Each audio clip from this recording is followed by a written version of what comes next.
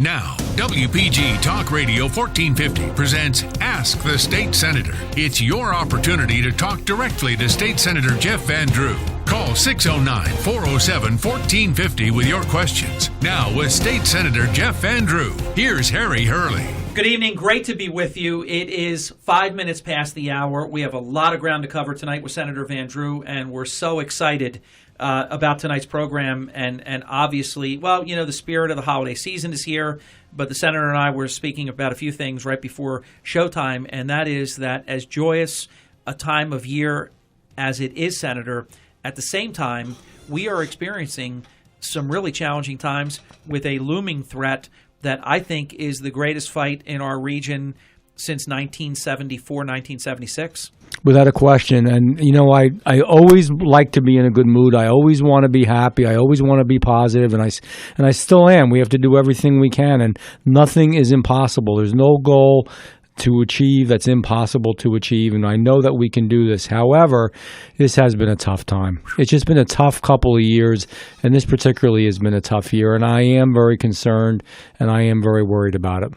Here is something, and as recently as Saturday morning when I filed my column for this week in the Current and the Gazette newspapers all throughout Atlantic and Cape May counties, I never considered the fact that it could be possible that maybe the Senate and the Assembly are at such a just a point of difference that perhaps the vote, the procedural vote, so that in two consecutive sessions they can do it by the barest majority as opposed to a supermajority. Is it possible that this literally won't be voted on? It's possible. It is possible. Or it's possible it won't be voted on when it needs to be voted on, obviously, as we see that right now.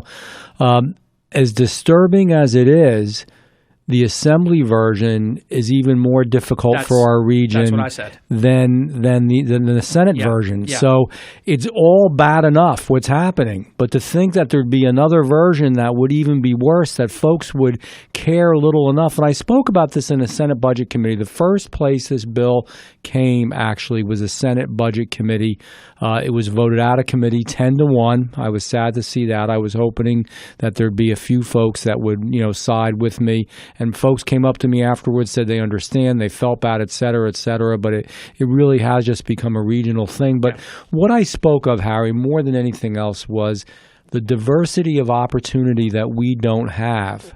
So, it was the chairman of the committee was speaking about how well things are going in Bergen County and how much money is being made, and Bergen County is doing well, even though their property taxes are high and so forth. And I said, well, we've got lots of challenges and we have lots of problems, and we're losing folks, and people are out migrating from our area, and we need to do better. And the way that we need to do better right now is to maintain the casinos. I will be the first one to say we need to diversify. We do need to diversify, and I've said that for years, and we are doing it, and we need to do it more, and we need to do it aggressively, and we need to do it now. But in the interim, it is so sad to think that people wouldn't care. We don't have the high-tech industry. We don't have big pharma. We don't have a lot of the other, industries and businesses that you find in northern New Jersey. And because of that, we need to really continue to maintain our monopoly on casinos. I want to come back to casinos, but I don't want to lose this point. I had brought it up maybe a couple of weeks ago, but it was really just sort of a novelty complimentary remark about the fact that Progresso is in your district. It's in Vineland. Yes. How big a deal is that it is a big deal. In Vineland? And it's a wonderful advertisement. I don't know if you've ever happened to see it on television. I do. That's how I found out. I didn't know it was. And they'll say Vineland, New Jersey, yeah. And they show this good, wholesome food being made in Vineland, New Jersey. It's so important. It's so important. South Jersey is an extraordinary area with really great people, and I don't just say that because I'm on your show or because it sounds good to say. I really mean that. I believe that. I chose to live here many years ago. I want to live here. I always will live here. I love this area. And we need to really do more to ensure that folks can stay here, live here, raise their families here, and so forth. And we relied upon the casinos. Perhaps too much, by the way, Harry. Well, it was easy to, because it was a leading industry. It had been recession-proof. The country was hurting a number of years over the first 30 years of gaming in Atlantic City, and we were impervious to all of it. but of course the jurisdictional competition. I think had it not been for Philadelphia and some of the other jurisdictional competition, we would not have felt the Great Recession the way that we did. Right. No question about it. But it's just so different. What happened? I mean, I think I know. I think some of our listeners know. I know that you know, Senator Van Drew, whether it's Trenton with the big sign on the bridge, what Trenton makes, the world takes. We used to make stuff here. We were like a hub, but we became just cost prohibitive, didn't we? And to a degree, there's no question about that. I mean, and those are the real issues when you really get down to it. I always say we're always on all these tangential issues in the legislature, speaking about lots of different things. I want to know what's going to happen to the estate tax, to the inheritance tax, to the pension tax, to the gas tax. We really need to ensure that we don't make it even more cost prohibitive. We really need to ensure that New Jersey can compete. I did a bill, and it actually made it. This is it still kind of boggles my mind that this bill made it, which is going to make the boating industry so much more competitive. And I think you're familiar with the bill, yes, which essentially says that the tax for boats is going to be 3.5%, and it's going to max out at $20,000. Now, some people, there were certain very progressive groups that spoke against it and said, "Oh, we're taking care of wealthy yacht owners." No, everybody should understand they take care of themselves. They're really smart folks. So if they're not going to find the right climate, the right economic climate in New Jersey, they're going to go to New York, or they're going to go to Pennsylvania, or they're going to go to Delaware, or they're going to go to Florida, or they're going to go to Maryland. It's what we do in the aquaculture industry, which is another big potential industry for South Jersey that we have a unique climate, microclimate for. Senator, this is why their philosophy is so backwards, because they think they're punishing the rich yacht owners, but really with their first round of luxury taxes on the yachts, what they did was they put the people who built the yachts in the unemployment line. Right. That's what it does. The real rich guy, let me be very blunt, fine. The real rich guy is always going to survive. He's always going to make it. He's real smart. He's real good at this. He's got a lot of money. So they're generally going to make it. You're not getting them. But the person that built the boat. The middle class person who built the boat, who maintains the boat, who entertains for folks on the boat, who actually has the marina or works in the marina that takes care of the boats, who has the bait and tackle shops that take care of the industry, the fishing industry, which is so connected to the boating industry. That's what really matters. So whether it's the boating industry, whether it's fishing, whether it is manufacturing, light manufacturing, whether it's aquaculture, we have tremendous potential. We really do, but we just don't utilize it. And I worry that whether we will or not, I don't know. I'm going to do my best, and I continue to do my best to say that we should. But you hear things on the floor. May I digress for a second? Please do. Just to give folks an idea. So there is a farmer in Tuckahoe, in Hamilton, called the Tuckahoe Turf Farms. And they grow a special grass, a unique grass, unique to the literally country, perhaps to the world, that is very, very durable and really, really good for soccer play. So we bring many people into the area, into the Pinelands, to play soccer during certain times of the year. It's a wonderful process. So you bring thousands of people in, does absolutely no harm. You're not clearing any ground. You're not placing any permanent structures. You're not building any buildings. You're not doing any harm to the Pinelands. You're bringing a bunch of young folks that are playing soccer on grass that is especially grown for soccer. How can that be a bad thing? Can't be. But the Pinelands made a big deal about it, and they opposed it, and they said it was too many people. And I won't, there was a discussion on the floor of the Senate. I got the bill passed, by the way. I got the bill passed that said that we could continue to do this and essentially continue to do it because of the governance of what would occur with those types of activities that are recreational in nature and also farming in nature would be governed actually by the Farm Bureau and the SADC, which is what's the a shame about that, Senator? Even by Commission. the typical Pinelands, this would have been something that would have been considered no enclosed structures. It would have been an outdoor purpose. it should have fit the bill anyhow. Low impact recreation. It's crazy. Low impact recreation that highlights farming. Will you go as far? I've been calling for years on Early in the Morning, WPG Talk Radio 1450, for the abolition of the Pinelands Commission. I think they're out of control. Certainly a significant change. It's certainly just, a significant it is so change. onerous. It's so out of control. Do you think we could ever get there? Do you know how much work? I mean, I'm not being sarcastic, but how much work, how much effort it was, how many votes I had to put together. I think it was 23 or 24 votes. The vote call that I remember was, I think I got 12 R's and 11 D's to get the thing through. I had to run up and down that aisle on something like this. Guys, it's kids on playing. Something like don't this. Take the soccer from the kids. Nope, they wouldn't. Because they were really concerned that now the SADC, which is the State Agricultural Development Commission, and the farm bureaus in each county would have the control over whether something was farming or not. Folks didn't even understand. Somebody jumped up and said, well, they sold their development rights, so this is a commercial enterprise, this soccer, and it shouldn't be allowed to exist. Of course it's a commercial enterprise. A, we want a commercial enterprise. B, it's a farm. Farming is a commercial enterprise. C, they sold the development rights to build homes or structures. They didn't sell the farm. You're allowed to farm. Folks don't even understand the concept of what the real issue is and what they're talking about.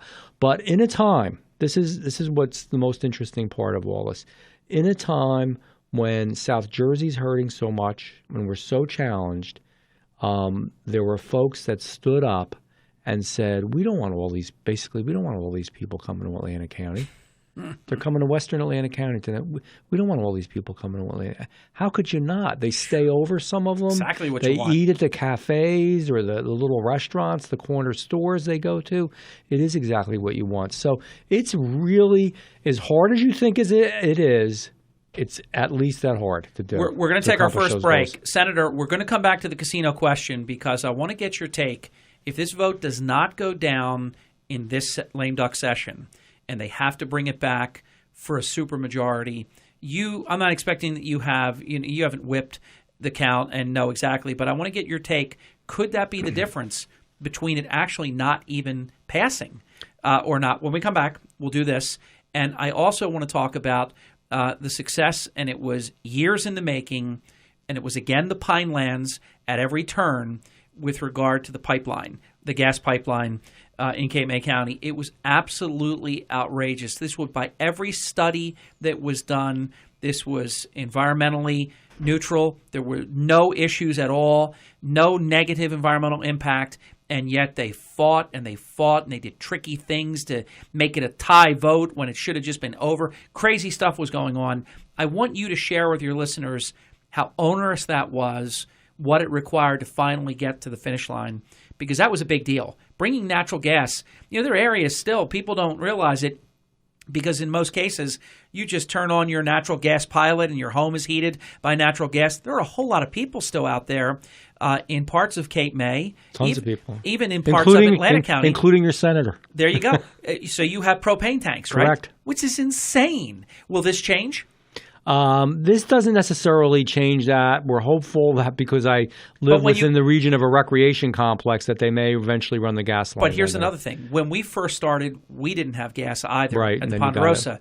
But when you get it close, then you can get it to other places. So it could very well be happening. But just to think that people are filling, and I know you know this, that gets really expensive, those propane tanks. Sure it does. Brief time out. We're going to be right back. It's Ask the Senator, the distinguished senator from the 1st Legislative District, our great friend, Senator Jeff Andrew, all hour long. We'll be back in just a few minutes. Stay with us. So many issues that we're going to continue to hit as the night goes on. And we want you to join us as well. You're never shy. 609-407-1450. Phone lines are open. 609-407-1450. WPG Talk Radio 1450 presents Ask the State Senator. It's your opportunity to talk directly to State Senator Jeff Van Drew. Call 609-407-1450 with your questions. Now with State Senator Jeff Van Drew, here's Harry Hurley. Hey, thanks so much. As always is the case with Senator Van Drew. His program is flying by. We're at 24 minutes past the hour. We have until just a few minutes past the top of the hour, and we'll double check with Chris Coleman to make sure there's nothing coming up right at 7. But in any event, treat it till 7, maybe a few minutes thereafter. And it's a monthly program that's devoted to giving you the opportunity to pose your questions. We have email questions from Bill, from Susan. We have callers that are standing by, and we're going to get to you in just a moment. Senator, I do want to give you an opportunity, though, to tell your listeners what I teased right before the break, and that is the process that it took, because it was just excruciating to bring the natural gas through this incredibly secure pipeline. Tell us about it. Oh, they had to get DEP approvals. They had to go to the Board of Public Utilities multiple times, actually went through a different mechanism than the original mechanism that they did. I wanted to make sure that we had objective people on. I couldn't guarantee that sat on that board, couldn't guarantee how they would vote, nor should I. But we put 2 new commissioners on, one from Cumberland County and actually one from Cape May County as well. And those commissioners at the end of the day, because a different process was used in order to go forward with the pipeline, it wasn't actually necessary. And it was done through regulation rather than through a commission vote. But the question is why? And I just very briefly want to say this. So many folks, were so confused about the issue because there was so much misinformation put out. So I could understand if people were concerned if you were going to clear hundreds of acres of the pinelands, do damage with a pipe to the pristine aquifer that exists underneath there, not care about the environment, hurt the animals. Certainly that would be a bad thing. This was running a 24-inch pipeline on the shoulder of a state highway. I don't know how many ways to say it or how many different times I've discussed it, but I don't literally for folks to say that, you're going to we're not doing any harm. If anything, maybe you'll clean up the state highway a little bit in the process of running the new pipeline. And it will do so many things. A, it'll create the jobs of the people that put the pipeline in. B, it'll create the jobs of the people who actually convert the plant from coal, which is dirtier, to the gas, which is what everybody supposedly wanted. This is what they wanted, to a gas plant, which would be actually burn cleaner. 3, you'll have the permanent jobs that will be created from the people that will stay there and work there because the plant's not going to close down and they're going to be able to continue their jobs there. 4, you're going to have the public safety issue taken care of because, we need some redundancy. There's only one line that goes into southern Atlantic County and northern Cape May County, and, they kind of aren't exactly sure where it is, believe it or not. So we need to have that redundancy to ensure that, God forbid, there's a storm or something happens, that we have gas going into the county and going into the area for all of those reasons. And it will bring natural gas to areas that presently don't have it. So for all those reasons, for all those good reasons, there's no way to be against it. And I almost think I'm in bizarre during world. The process, Senator, there was never any environmental impact study ever done that was of an adverse nature. How could it be? But it's 24 inches running along the shoulder of a road of a state highway. But while people were running funny and trying to block it, it had to be for sort of wild ideological reasons because there was no legitimate reason to be against it. So you kind of have to be against it if your philosophy is unwielding and you're completely, unwilling to say, look, I am an environmentalist, but this is environmental neutral or friendly and it's a good purpose. So I'm not selling out on my environmental, cred, my membership card to be in favor of it or to not at least stand in the way of it. And they did a lot of trickery along the way, Senator. It was crazy because there was so much misunderstanding, and trickery is another word for it. So we had folks contact us and call us and say, how dare you go into the pinelands? And they were talking about what harm it would do to bats, though. It's going to be nowhere near bats, though. I mean, just making stuff up. Yeah, it was literally, just making stuff up. just making stuff up. And the stick-to-itiveness to be able to persevere, because there looked like maybe when that one vote took place and it was a tie, right? Yep. It could have died. It could have died, and I'm glad that folks that needed to did stick with it and stick to it. It was very important. It's important for the future. You asked the question before, what's kind of wrong with the state, and even sometimes with the nation. We don't make things anymore. We're not competing anymore. We're not doing some of the things that we should do. Well, part of it is this attitude and this philosophy that we have, and it's really obvious here where simply putting in a gas line, a natural gas line, now is something that we no longer can achieve. On the side of the road. On the side of the road. We can't do it. Can't do it anymore. I don't know what we can do if we can't do that. It took a long, heavy lift, and you got it done. You're listening to Senator Jeff Van Drew. It is his monthly program, Ask the Senator.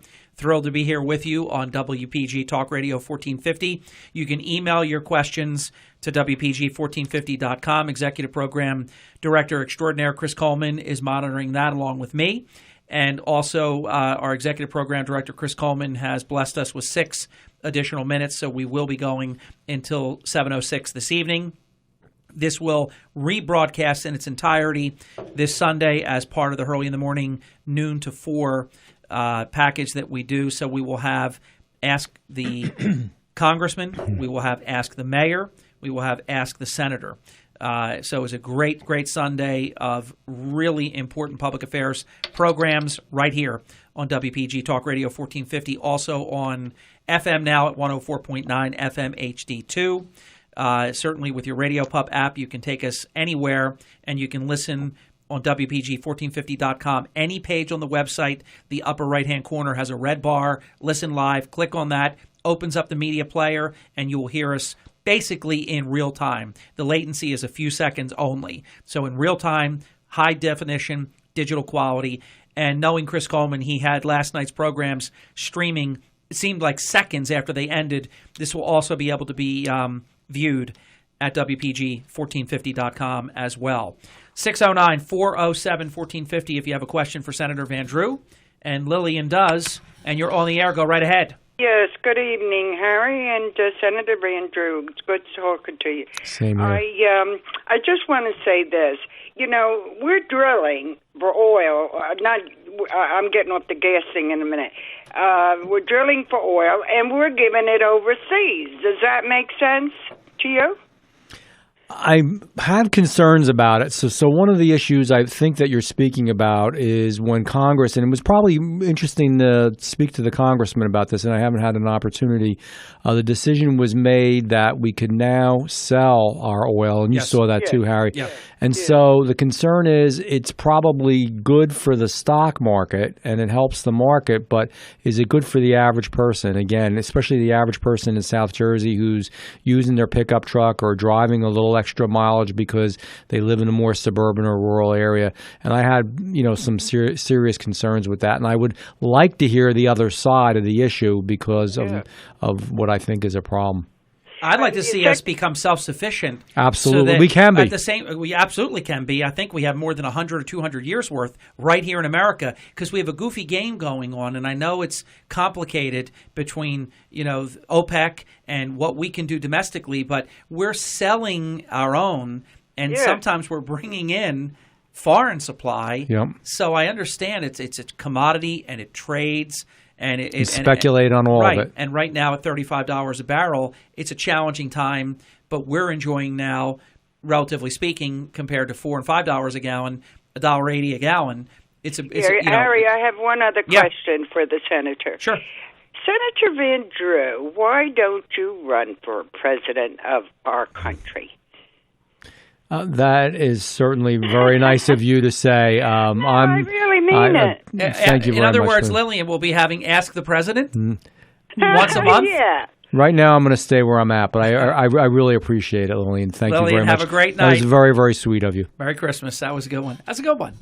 I don't want to get into it, but I do think there is another chapter of Van Drew, the elected official. Who knows? You never know. I never knew I'd be a senator, so. It's been quite a run with an A+ rating from the NRA. I mean, go figure. It's quite extraordinary what you've accomplished. Guest listener Bill has written in. He's heard from friends in North Jersey, I believe he is absolutely correct. That right now it's about 60%, 40%. They don't want casinos. They know they already have density problems. They have a crumbling infrastructure. They don't want this. The politicians are going to have to jam it down, spend tens of millions of dollars to trick people into believing that this is wonderful. They don't want it. Bill is hearing it. I'm hearing it. I'm sure you're hearing it. And you do travel to North Jersey quite a bit, Senator. Is this really a handful of politicians for their own agenda that are willing to just betray the vital interests of not just this region? This is bad for the entire state, Senator. Is Bill right? I think he is. I think Bill has a very good point, and I think he is correct. First of all, those numbers are accurate. They're about right. They're the percentages. Secondly, the unemployment problem is not such a big problem up in northern New Jersey. They're not looking for employees. They're not looking for jobs the way that we are down here. I think that there have always been a certain number of legislators, and and God bless them, I work with them, every week. Paul Sarlo is the chairman of the Senate Budget Committee, and since I've known Paul, since we were both in the Assembly, he wanted to have casino gaming up at the Meadowlands. He's particularly a Meadowlands fan, and so there are others as well. And the real bottom line is, do the people in North Jersey want more traffic, more infrastructure problems, more congestion? Do they want all of that? Do they need all of that?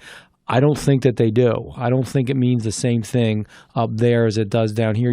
Real quickly, when we saved the Vineland Developmental Center, it meant so much to Vineland and so much to Cumberland County because there just weren't that many jobs around. And these were good jobs. Let me interrupt only because you would never say this, so I want our listeners that don't remember this. We did a lot of on-air discussion, Senator Van Drew and I, on the Hurley in the Morning program.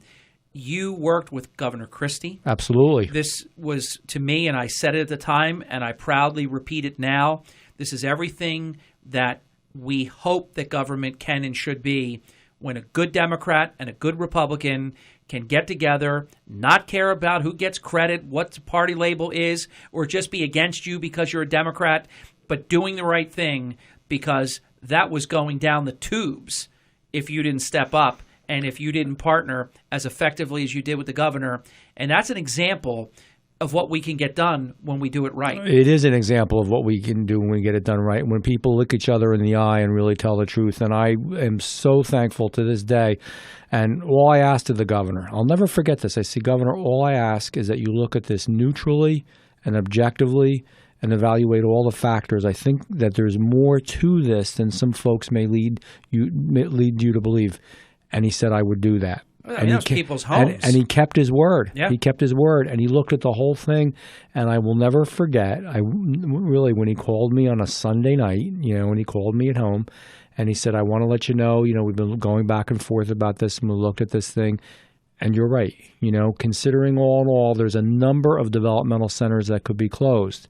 But the only one, and this is like the casinos, the only one where you would have a devastating effect on the economy because of it is the Vineland Developmental Center. So in Vineland, people are waiting online to get those jobs. Up in North Jersey, in the developmental centers, up in North Jersey, they can't find people to fill the jobs in the developmental center. It is very similar to the casino issue where we need those jobs. It's very much part of our economy. We want to keep them here. We cherish it. Where up in North Jersey, it's not going to be that big a deal to a lot of the folks. It's not going to matter that much because, as I said, they have pharma and high tech and the financial industry and a whole bunch of other things that really are, moving and buzzing up there that we don't have down here, and we need to continue to work on. I made a declaration at the time. I always felt this way, but I never said it in so many words. But I made a declaration. I don't want to make you uncomfortable, so I'm even more comfortable saying this when I'm only behind the microphone. So don't anybody listening to this hold Senator Van Drew, hold him harmless to what I'm about to say. But I declared Senator Van Drew as my senator. I hope you'll have me. It's a rather bold and, outrageous thing to say that you're my senator.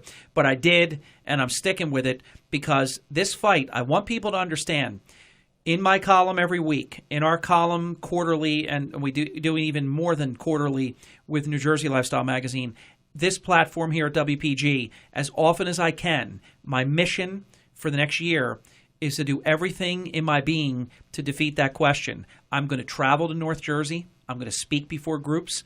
I'm going to go anywhere that somebody wants me to be. I'm going to be intellectually honest. I'm going to tell the truth.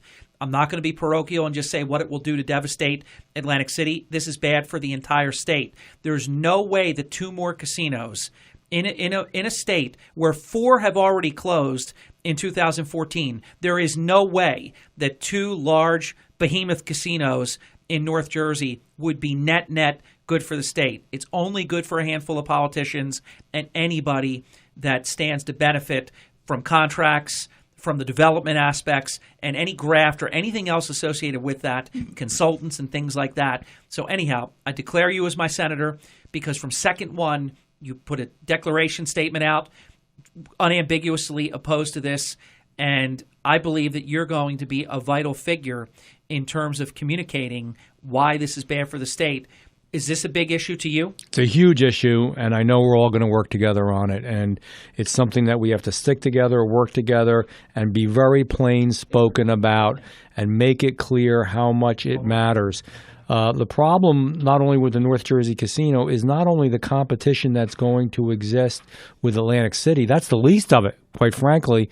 The problem is going to be the competition they're going to have with Connecticut and New York and all the states that surround Pennsylvania. Yeah, exactly. This year or early next year, 17, either by the end of 2016 or the end of 2017. Senator, you well know this has been the death of 1,000 cuts. The first one was like 172 miles away. Then you got 140, 130, 170 something, 63. This one will be 60 miles from Atlantic City. And somebody's telling me that it's good to have 2 more in North Jersey? Come on. It's not Stop good. They're building too many. Yes. Everywhere, not just in North Jersey. And we can't control Delaware or Pennsylvania or Connecticut or New York State or anywhere that we have no control over, but we do have control not to cannibalize our own leading industry ourselves. Yeah, without question. Georgina is standing by for Senator Van Drew. You're on the air, Georgina. Go right ahead. Good evening, Harry. Good evening, Senator Van Drew. Good evening. I don't know if you remember me. I used to be on the school board many moons ago in Ocean City. And I told you back then that I would be the person that would lead your campaign for president. So this is not the first time that you heard it tonight. Back then, I find you very, very common sense wise, that you examine all the issues from all sides, and that you don't take the party side. That's all we ask, is that you take the real side and not the party sides for everybody. And by the way, Georgina, he's not going to say it, but I'm going to say it because I have followed his career and covered him for 25 years. Doesn't he always do that? He absolutely does, and I told him that way back when. Yep. And I appreciate that. You know, it was George Washington who said, and many other founding fathers who believed and said in different ways, that you must be more, and I'm paraphrasing, loyal to the nation than you are to any political party, and that the nation was in deep trouble. They didn't even want political parties. I know they didn't. When those became more loyal to their political party than they did their nation. I wish so much, and you know, that we could just not be so partisan and so political, and we could really open this thing up. I mean, I think there is boundless alternatives and so many things that we can accomplish in this state and in this nation if we would only just open our hearts and minds up a little bit. And unfortunately, it's not the way it is right now. Well, the other thing that I notice is, especially in Washington, they are definitely voting the party line, but they're also voting what they want for themselves. If you take yourself out of that and you look and see what your promise was to the people, you can't make the wrong decisions. And we're not seeing that these days, and I think that's a major, major portion of what's going on.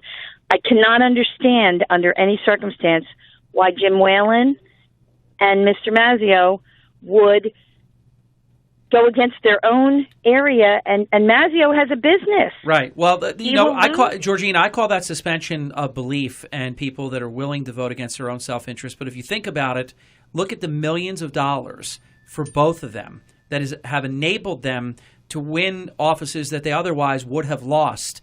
I mean, I go as far as saying they're bought and they are bossed.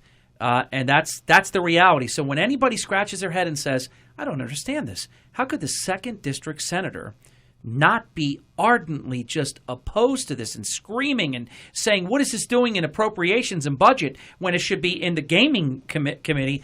He wanted it there so he could say, it's nothing I can do. I'm just going to cut us the best deal I can. Georgina, you get it. You're philosophically waxing and posing the hypothetical. We get it. We've been sold down the tubes. And that's why Senator Van Drew is officially my senator, because he is with us. The other fellow, unfortunately, is against us. Georgina, we've got to get a break in. Andrew is next, and later in the program, I'm going to demonstrate the difference between Senator Van Drew and the lot of elected officials that you generally see. Not all, because there's some exceptional ones, but that you generally see. People that are small, people that are petty. If a nomination comes along and it's somebody that you've either tangled with in the past or just don't, harbor whatever type of feelings, how senatorial courtesy can be invoked. It's never written about. It's almost never spoken about. I'm going to give an example of the difference between Van Drew and what we see all too often. And Susan has a question that will let Van Drew step up and earn his A-plus pedigree from the NRA, an important gun question that we will get to before the end of the hour as well. And we're going to be here until 6 minutes past the next hour on WPG Talk Radio 1450's Ask the Senator with the distinguished gentleman from the 1st Legislative District, Senator Jeff Van Drew. Andrew, hang in there just a couple of minutes. I promise you're next. WPG Talk Radio 1450 presents Ask the State Senator. It's your opportunity to talk directly to State Senator Jeff Van Drew. Call 609-407-1450 with your questions. Now with State Senator Jeff Van Drew, here's Harry Hurley. Always so much content and not enough time. The fastest hour and 6 minutes of your day right now has been Ask the Senator with Senator Jeff Van Drew. Andrew is standing by. Thanks so much for holding and for checking in. Your question for the senator, Andrew. Harry, how you doing? Good. Merry Christmas. Listen, I want to wish you and the senator the happiest of very Merry Christmases and happy, healthy, and successful New Year. Same to you. Thank you. Merry Christmas to you as well. Senator, I know you don't represent me, but I have a Pinelands issue question for you. Short story long, I inherited a property that had 3 buildable lots on the Pinelands, and now they're telling me I can't even cut a tree down. I mean, where do I go? You can go to the commission, and you can certainly appeal to them. You can go through the bureaucracy and work your way through as well. I have a friend of mine who finally, I believe, is going to be building his home in the Pinelands, who spent years going through this, years of pain and torture. And again, that's what I mean. We want to maintain the aquifer. We absolutely want to maintain the beauty of the Pinelands. It's probably why you want to live out there. There's so much that can be done to really exemplify what a wonderful area it is. It doesn't mean that somebody can't build a home. Township, and it's. I mean, actually, they took part of the property. They took the credits, the Pineland credits, away from my family and gave them to another developer that actually intruded onto our property. I mean, what? Oh, Andrew, you have a nightmare on your hands. Yeah, and nobody sold the credits? They actually just took them? It was 3. It's around 2 acres. It was 3 buildable lots, and they have told us that you can't even cut a tree down. Wow. And his remedy, really, Senator, and is so frustrating, is to make application before the Pinelands to get permission to build on his own land. I know. I wish I had. It is what it is, and that's why tried to get a few commissioners on there that are not anti the environment or anti the pinelands, but that are just open-minded. But I don't know if they even get to see that level of discussion or that level of problem. No, it's an issue, and it would require, and nobody has the fortitude to do that right now. I'd certainly be willing to change the way some of these bureaucracies run, but it would require actually changing the way the system works. Okay. Well, where do I start? Do I just go to the Pinelands Commission? Yes. Would he ask to get on the agenda, or would he work through staff first? You could do it either way. So you could go through staff first and say, I really want to work this out, and how do I get this, squared away, and what do I need to do? And that would be done through staff, and that's one way that people do it. Andrew, my advice, because I have a friend that's dealing with something very similar to this, is you do what the senator just said, because if you find an advocate that pushes for you, you have a much better chance. Sometimes it's like going to the Board of Education before you go to the principal or the superintendent. Right. And then like, hey, we would have helped you, and you wind up hurting your cause. If they don't help you, you can always get on the agenda to then address the full Pinelands Commission. But I think if you find a staff person that will have a sensitive ear, that you are being wronged here and that you have a right to build on your property, that's a good place to start. But this is one of the worst bureaucracies, I would say, in the country. Actually, the Pinelands Commission. Well, Andrew. not to pick on the senator. It's that I just think that there was that the Assembly and the Senate gave this group more power than they should have had. Couldn't agree with you more. They created a monster. It's a Frankenstein monster. And that's why, in a methodical way, in an even-handed way, and hopefully in an appropriate way, I'm trying to change some of that. That's what we changed some of with this whole Pineland soccer thing I was telling you about. It actually changes the way some of these farmland preservation areas in the Pinelands are run, which helps the farmers and so forth. And that's why I tried to change some of the appointments that were on the Pinelands again, so we would have a little bit more objectivity there. Okay, well, listen, thank you very much, and I mean that sincerely. Yep. And Andrew, you should be able to get a staff person that will come to your property and meet with you so that you can show them, this is my property, I should be able to do this. What do you think? Will you be my advocate? Can we pursue this, before the Pinelands Commission and get me approval to be able to do this? If you get a staff person to go to bat and tell you that this is a permitted use, you could really get to the finish line, I think, in the best way, rather than try to go the route of the Pinelands Commission before you gave the staff an opportunity to step up. Good advice. Okay. I appreciate it. And, the worst part is it was already pre-approved for 3 buildable lots. That's why I'm thinking you got a good shot here. It's a mistake. Yeah. It's a mistake, and they'll correct it. Hey, listen, keep us posted. Harry? Yep. Senator, I wish you a very Merry Christmas and a happy, healthy, successful New Year. Same to you, Andrew. And to you. Be well. Take care. Wishing you the best. And keep me posted. Don't stay close on this. I think you can get there. Senator, I want to bring up something because I have the privilege of receiving communications. The moment that Governor Christie makes nominations, I get the communication. I always look at them. And I'll be honest, I'm always looking for Atlantic, Cape May, Cumberland. Sure. Because I want to see, are our guys, up there, for any type of nomination. Well, tickle me with a feather, knock me over with a feather. I see the Honorable Michael Donahue nomination for the Superior Court in whatever vicinage, and Cape May, I guess. And I know Atlantic Cape. Actually, Atlantic Cape. That's right. It used to be 2, and it's 1 now. And I couldn't help but immediately, you know how my mind works. We've known each other for a really long time. That meant that Senator Jeff Andrew did not stand in the way. This is the chairman of the Cape May regular Republican organization that has tangled with the Democrats in Cape May County for over 2 decades. And I have to give you a lot of credit because there are a lot of people in your position that could quietly, you could have kept that from happening, but you did not. And I thought we did it the right way. I mean, I think Michael's at a point in his career that this is something he really wanted to do. I'm sure he'll be a good judge. He's a bright guy. I think he'll be fair. Yep. And I think he will be good. And so, I really looked at the bigger picture, and it's funny. I think he realizes as well that I'm not such a bad guy, when we went through the whole process, because I know that we helped him a lot and worked with him a lot. And it was a very unusual situation, by the way. For some reason, it really was to some degree coincidental.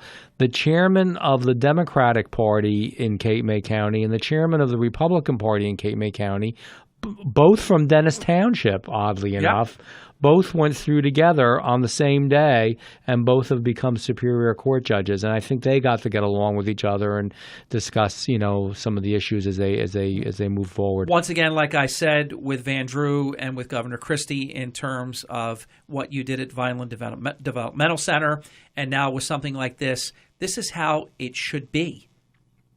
There's no reason to block a good man just because you can. Right. It is how it should be. It's time, sometimes for us all to realize that we have to move on and really do what's right and try to make a difference. And the way to do that is with objectivity and to some degree, partisanship is fine, by the way. It's a good, healthy process. But not when it becomes bizarre and extreme and mean-spirited and excessive, and so retaliatory. Thank you. All those words. We can think of a whole bunch more probably. So I was glad to see that everybody worked together, and we worked with the governor, and we worked with Michael, and we worked with Jimmy, and we got 2 new Superior Court judges, which we really needed because they really are overloaded. And I think both individuals are going to do a great job. Congratulations on the way you handled yourself, and I'm not surprised. I'm not surprised at all. Senator, it's through the written word, but we can say hello to Susan, who has a great question, I think, with respect to concealed carry. And this is somebody that's very familiar with other states that pass concealed carry laws, that have the reciprocity in terms of 30 or so out of the 50 states, where if you have it in one state, you have it in the other 29. New Jersey, as we know, is not one. And the young lady that was a former police officer that almost had a 5-year jail sentence because it was just goofy. Thank God that the prosecutor McLean came to his senses, because that would have been such a miscarriage. Young mom with a small child. She offered the fact that she had this. It wasn't even like they discovered it. So anyhow, not to digress, but does New Jersey have a shot ever at concealed carry and this reciprocity system that exists so freely in 3/5 of the United States? There's always a shot, and it's always worth a try, and it's always worth continuing to work at it. And I've put the bill in, and I talk to people about it all the time. It is tough in New Jersey. New Jersey is gun phobic. New Jersey is a bit extreme with this. And folks sometimes don't realize, I tell the story all the time, and I'll tell it again. I was speaking to a senator one time, and she said, Jeff, I just don't know how you can be, so pro-Second Amendment, and, why you feel this way. And, she was from an urban area up north. She said, we just had another murder yesterday. We just had somebody else shot again yesterday. And I said, yes, but that was an illegal gun. It was somebody doing illegal activity. Putting and placing more laws on good, legal, law-abiding citizens is not going to change that or make that better. It's only going to allow them to defend themselves. And she said, well, it was a legal gun. The only problem was it had the numbers, the serial numbers, you've heard me say this before, sanded off, which means that she didn't really understand the whole issue again of what was a legal gun and what wasn't a legal gun, and how those who are willing, anybody willing, and the trouble that shoot can another bring human, to you. Anybody willing to shoot and hurt another human being is certainly not worried about a new piece of legislation that the legislature puts through. They're willing to do the most god-awful things in the world to other human beings. So it doesn't make sense. And, instead of being a justifiable need state, which is what we are now, which means that you have to have literally your life almost taken from you before you're allowed to carry, we really should be a shall carry state, which means that if you qualify and you have a thorough background check and you've qualified, that you should be able to carry. I couldn't agree more. And especially in these challenging times. And why wouldn't you? If you've had a good background check and you really have the appropriate background check and you qualify and you know how to use the weapon. In fact, what's kind of ironic is the very, very few people who do get these guns now on the justifiable need basis, they don't even have to qualify. Here's the other thing. They're connected. They Senator, just get them. You just reminded me of something. It's not the Hurley Doctrine, but I brought up something that I would love to see somebody take up. Maybe you would be interested in doing it. If you apply in Atlantic County, I can promise you're not going to get it. You are not going to get it. Rick Santoro got one. I know another fellow who I know very, very well. I'll just say his first name is Eric. I'm not going to say his last name because Rick was a public figure and still is. Because he was guarding Mr. Wynn and then Mr. Trump, he got one, and it was unbelievable that he even got it. One other guy that I know got it in the early 80s. Nobody gets it. But if you go one county over, you're going to get it. And if you go to this county, you're going to get it. If you go that one, you won't. Can't we have a consistent interpretation that if you meet the threshold, first of all, I think if your life is threatened, you should be able to apply for that, qualify, and you should be able to carry. For sure. But you'll get turned down in Atlantic County, but you won't get turned down one or two counties over. Could we codify that in a way that the judgment would be taken away, that you either qualify or you don't? Yes, we could. Whether we would get the votes or not is a different story. It's very, very, very sad. And we should, because that would be fair. The last time, this is a totally different topic, and we're in the final minute and a half of your program. The music's playing. Real quick, you voted against taxes in the past. You voted against this 1% motel hotel thing. We saw what that did last time. We just don't need another percentage added on. The Chamber of Commerce from Cape May County testified against it. A lot of folks testified against it. We have had some of the highest room taxes for our hotels, motels, and bed and breakfasts in the East Coast and in the country. It's enough. Enough is enough. We don't need another one. Was that a fast hour plus? That was unbelievable. Senator, thank you. Unbelievable. Merry Christmas to you and your beautiful family. Thank you. And to yours. Merry Christmas. May God bless us all. And this is our last episode with the Senator for 2015. We look forward to a great 2016. Yes, we do.